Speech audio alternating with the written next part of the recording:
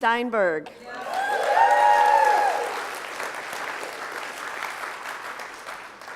So tomorrow's the big day. It is the total solar eclipse, and it's been many years since we've had one in the United States. And the totality crosses, from like South Carolina all the way up to Oregon, across the U.S., with a 70-mile radius. Millions of people are going to witness this event, whether they witness it in person or online. And people are already on the roads causing major traffic jams. And I guess in small towns, the gas stations have run out of gas. And I'm going to be one of those people on the road. I'm going to try to get there. So I kind of have to. It's like this lifetime event. This is a wonderful, awe-inspiring national event, again, that millions can share in, and it's not centered around a tragedy or a crisis, right? It's something that we can all get excited about, and it's not, it's a good thing. It's a mystical thing. It's a wonderful thing. Matthew Wright, and here's the deal. Apparently, by 2099, there's going to be at least six widely visible solar eclipses. So this is sort of like the beginning of a whole series of them that are popping up. Matthew Wright said that the children that are born around 2010 have the prospect of seeing 8 total eclipses on American soil before they reach the age of 70. So, you could just see that eclipses are going to kind of become like this vacation thing, like, where are you going to be for this eclipse, and throughout their lives. The event could also be ones that help to unify our country, again, because it gives us something to focus on. So the kids born 2010 are called the Eclipse Generation, which is interesting. We'll see. It's exciting that we get to share in this amazing astronomical event. Now, in the past, eclipses were surrounded with myth and superstitions. In many cultures, the legends surrounding the solar eclipse involved mythical figures eating or stealing the sun. Others interpret it as fighting gods. So in Vietnam, the people believed that a giant frog was devouring the sun. In Norse cultures, they believed that a wolf was devouring the sun. In China, they believed that it was a celestial dragon. In fact, the word for eclipse means to eat. People banged pots and pans and made loud noises to chase away negative energy. And isn't that what we do on New Year's Eve? We make a lot of loud noises. And, and sometimes like at weddings, or, you smash plates or you pound the glass, at a Jewish wedding. And again, in ancient thought, it was that it's sending the negative energy, it sends them running, it dispels it. Another cultures believed that a king would die during an eclipse. And so the way they would work around this is they would put a condemned criminal in the castle for around 100 days around the time of the eclipse in order to avoid that. And in one story I read was that the criminal actually ended up staying, and the king lost his castle because of that. The Tua tribe from New Mexico believed that an angry god left the sky and went into the underworld. And in Italy, it was believed that flowers planted during a solar eclipse create more colorful flowers than in any other time of the year. So we could try that. That's one thing you could do tomorrow. And in the Navajo teachings, you're supposed to stay home and not eat or drink during an eclipse because the moon and the sun are so sacred to the Navajo people that they give respect by looking away. So it's interesting how myths and legends and stories can grab our imaginations and hold it for thousands of years, hundreds of years. Sometimes the myths and our imagination and the stories become more prominent than the actual reality. So many of you know that I recently returned from Transylvania, and I want to share with you how I ended up going there. So I had planned to go to Denmark with my kids for a week. And both of them had to leave after that. And I didn't want to just turn around and fly back to the States because it's expensive and your world gets turned upside down because of the time change. So I decided I wanted to stay for another week. But I wasn't sure what I wanted to do, and I didn't want to be a tourist, you know? So I Googled all the things that I'm interested in. So I Googled the dates I was available, I Googled Europe, and then I Googled, you know, yoga, meditation, writing, silence, that kind of thing. And so what popped up was a retreat center in Transylvania. So I thought, all right, I guess I'll go to Transylvania. Now here's the thing, I didn't actually know Transylvania was a real place. And I've had a lot of people say that to me. They said, really, Transylvania is a real place? I didn't know that it was, and nor did I know where it was. And so I ended up taking 3 trains, 27 hours on trains, to get to Brașov in Romania. And that was quite interesting because the train was... it was dirty, and the poor conductor, you know, he had to do everything. He had to collect the tickets. He was responsible for the bathrooms. He was doing everything. And the people in the next sleeping car to me were from Ohio. And they were like, well, we need to go to the dining car. And he says, no dining car. I make you sandwich for right price. Maybe make you sandwich. And we're like, no, you're cleaning the bathrooms. No, I don't think we need a sandwich. We're good. We're good.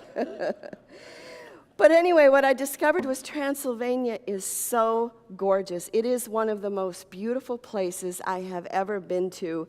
The retreat place where we stayed was run by a mother-daughter, Romanian women who had left when the curtain fell, and they went to the UK for a while and came back, and they created this incredibly beautiful, gorgeous retreat house. And there were 16 of us from all over Europe. I was the only American. So it was very, we did yoga, we had a vegan diet, it was a lot of quiet, all of it. But it also was 4 miles from Dracula's castle. Now, can't not go all the way there and not go to Dracula's castle, so a group of us went one afternoon. And here's the deal. We go into the castle, and the first thing we're told is, well, Dracula never actually lived here. His grandfather lived here, but his castle is somewhere else. It's like, okay. Vampire mythology originated in Eastern Europe, and his name, Dracula's name, was Vald, and also the son of Vald, which is Dracul. And the word means, Dracul means both the devil and it means the dragon in Romania. And he was a prince, and he wore the insignia of the Crusader of the Order of the Dragon.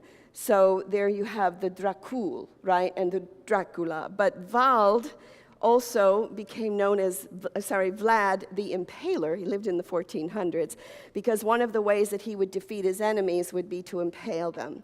So you can see how the imagination of Bram Stoker, who wrote the book Dracula, how it all blended together with the vampire lore and the impaling, and you know, the whole Dracula thing, the demon, became a part of the lore and the mythology. And here's the thing, everybody knows this. In Romania, pretty much they know it, and guess what? It doesn't make any difference. The lines to get into the castle were like going to Disneyland. It was so packed. And this little town of Bran its whole economy depends on Dracula's castle. There are markets and restaurants and hotels and all this Dracula paraphernalia everywhere. And what's interesting is that Halloween, 15,000 people descend on this little town, and most of them are Americans, I hear. And there's a lottery, and in the lottery, you can win and spend the night in the castle with one other person and sleep in a casket.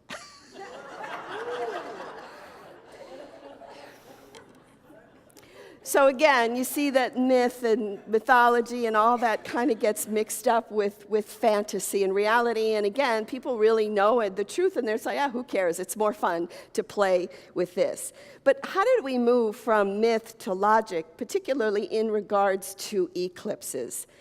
Well, in the 5th century BC in Greece, a philosopher named Zagora was the first to explain that eclipses were the sun casting the shadow of the moon on Earth. And for this great insight that he was exiled for the rest of his life. How dare he? And 2,000 years ago, the Greeks and the Chinese were able to predict with accuracy eclipses. And as soon as they were able to do that, the superstition that was around them and the fear dissipated. So here we are today in 2017. So how do we in our current modern world respond to something like an eclipse, a total solar eclipse? Well, David Barron said, it reminds us that we are these minuscule little beings on a piece of rock floating on a rock in outer space, so we better get along.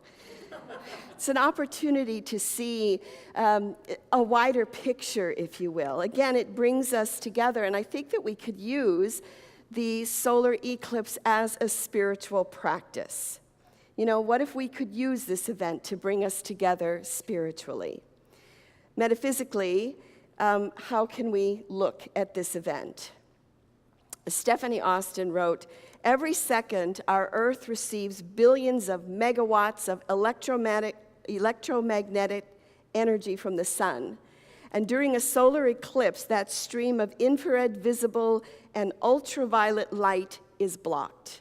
That momentary suspension of electromagnetic energy affects the Earth's magnetic field, as well as our pineal gland and DNA, facilitating a reboot and reconfiguration of consciousness. Solar eclipses are thus super powerful new moons signaling a time of major endings and beginnings. So if we think about it, right, so it's like there's this block for a moment. And the moon, you know, kind of represents the feminine, it represents the intuition. What if, you know, during that 2-minute period or however long it is, that there's kind of an opening.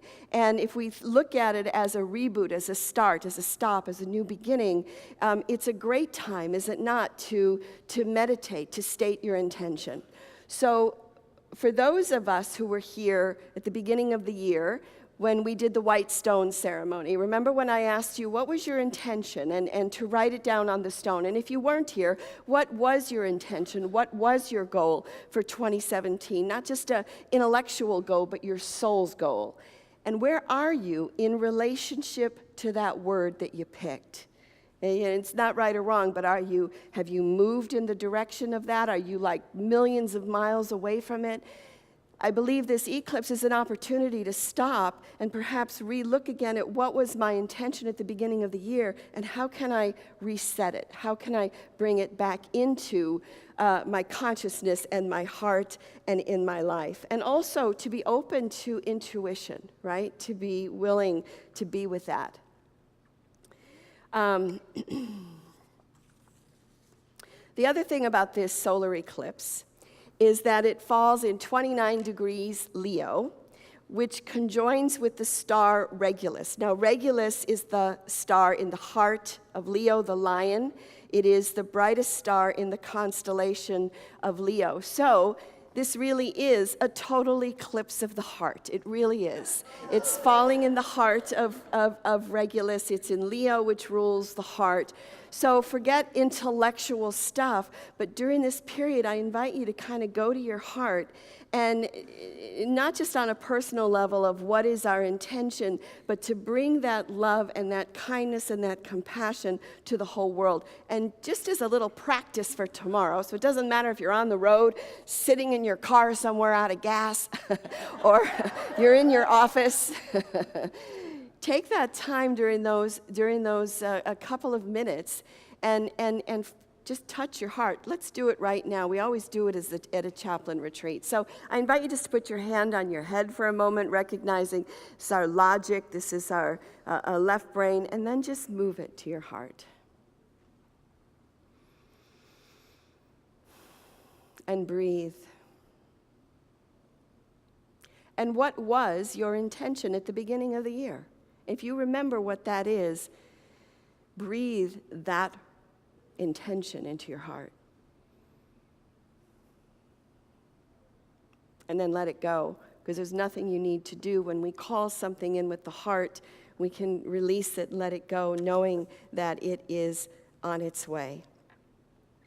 Jesus said, "For where your treasure is, there your heart is also." Let our treasure be with our hearts. Stephanie Austin went on to say that Regulus highlights the spiritual goal of Leo, and that is the development of an independent heart, centered identity filled with integrity, generosity, and joy. So what will you do with this total solar eclipse? Realize the depth of your creative power. Listen to your intuition and your heart, and take that moment to become still and focused. Seeing a total eclipse, the beauty of it, the awe of it, the humbling of it, seeing how tiny we are, it really puts a lot of things into perspective. So we have this grand opportunity, whether we see it in person or online, we have this grand opportunity to join with millions of people, not with a tragedy or a crisis, but with this amazing mystical event that's blessing our country. So let it be again a total eclipse of your heart.